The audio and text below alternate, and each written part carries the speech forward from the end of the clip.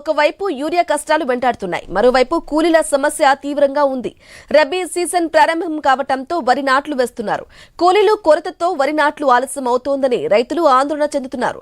కరీంనగర్ జిల్లా హుజూరాబాద్ నియోజకవర్గంలో ఎక్కువ వారి పంటను పండిస్తారు. రబీ సీజన్ నాట్లు ప్రారంభమయ్యాయి. స్థానికంగా కూలీలు దొరకపోవడంతో ఉత్తరాది రాష్ట్రాల వారికి డిమాండ్ పెరిగింది. ఉత్తరప్రదేశ్, బీహార్, జార్ఖండ్, ఒడిశా, ఛత్తీస్గఢ్ రాష్ట్రాల నుంచి రైతు కూలీలు తెలంగాణ రాష్ట్రానికి వస్తున్నారు.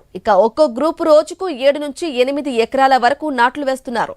వీరికి ఎకరానికి 4,500 రూపాయలు రైతులు చెల్లిస్తున్నారు.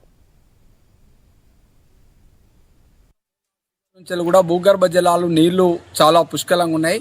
ప్రాజెక్టులు కూడా నిండడం వల్ల చాలా మంది రైతులు ఈ ప్రాంతంలో వరి సాగు చేస్తున్నారు. ముఖ్యంగా నేను కూడా వరి సాగు చేస్తున్నా.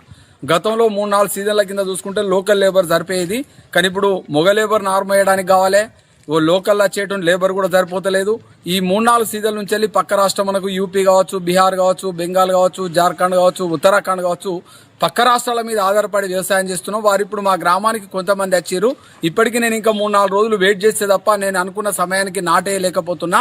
కాబట్టి సరైన టైం కనుక నాటేయకపోతే మనకు సుమారుగా 20 నుంచి 30% దిగుబడి తగ్గేటువంటి అవకాశం ఉంది. కాబట్టి వారిని నమ్ముకొనే మేము నారు వేయడం జరిగింది. వారిని సరైన టైం